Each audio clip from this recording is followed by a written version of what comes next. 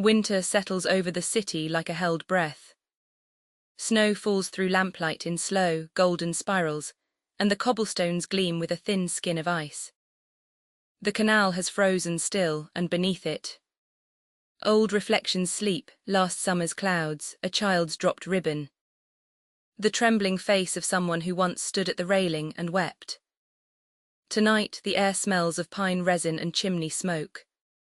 And if you listen closely between the church bells, you can hear a faint crackling, like a tiny fire burning where no fire should be. In a doorway at the end of the narrowest street, a small light flickers. Someone is working. Her name is Lumi, and she is a matchmaker not of hearts but of flames. She sits cross-legged on a folded blanket in her stone doorway, a wooden tray of matchsticks balanced on her knees. Each one she rolls between her fingers, whispering to it, pressing her thumb against its pale head until it glows faintly amber.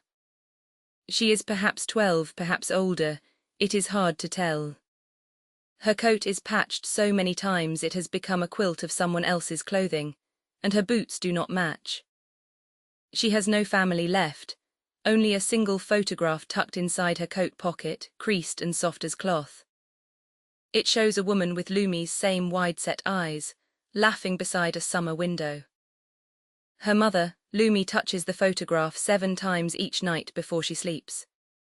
It is her most sacred ritual, her one surviving root in the world. She does not sell her matches for coins. She trades them for bread, for shelter, for a stranger's kindness. Because Lumi's matches are no ordinary flames. When someone strikes one of Lumi's matches, the fire does not simply burn, it remembers. The flame blooms wide and warm, and inside it a lost memory appears. A grandmother's kitchen, a father's voice singing off-key. The exact color of a beloved dog's ear in afternoon light. People seek Lumi out in whispers, the way one seeks a healer. Tonight an old man finds her. He is tall and bent like a wind-worn birch, and his hands shake as he kneels before her. "Please," he says, his voice is a dry leaf, "I am losing everything. My wife, I cannot remember her face anymore. It is slipping from me like water through a crack." His eyes are wide with a terror Lumi recognizes, the terror of forgetting. She nods and selects a match from her tray.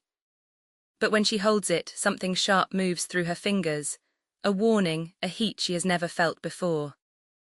She strikes the match anyway. The flame rises tall, unusually tall. And inside it Lumi sees the old man's wife, young, dark-haired, dancing barefoot on a porch while rain falls sideways through honeyed light. The old man gasps and reaches toward the vision, but the flame keeps growing, it pulls. Lumi feels it drawing something out of her, not warmth but memory itself, threads of her own past unraveling into the fire. She sees her mother's photograph dimming in her mind. The laughing face softens, blurs, the summer window fades. The flame is feeding, and it is feeding on Lumi. She understands now what she has never understood before. Every match she has ever made carried a fragment of her own remembering. She has been giving herself away, one struck flame at a time, and she is almost empty. If she lets this match burn to its end, the old man will have his wife's face restored to him forever. But Lumi will lose the last clear image of her mother. She will become a girl with no past at all. The flame crackles and sways. The old man weeps softly, cupping the light in his palms like something holy.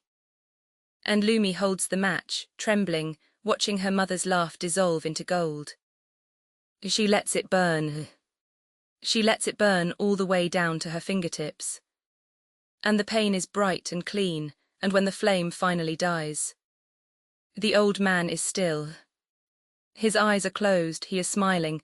"I see her," he whispers, "I see her clearly." Lumi sits in the dark doorway, and her mother's face is gone. The photograph in her pocket is blank now, just light on old paper. She waits for grief to crush her, but instead something unexpected happens. The old man opens his eyes and looks at Lumi, truly looks at her, and says, "You are cold, child. Come inside," and in his voice she hears something she has not heard in years. Not a memory, a beginning.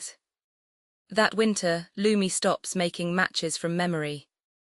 She learns instead to make them from moments still unfolding, the smell of bread shared at a warm table. The sound of someone saying her name like it matters. She never recovers her mother's face.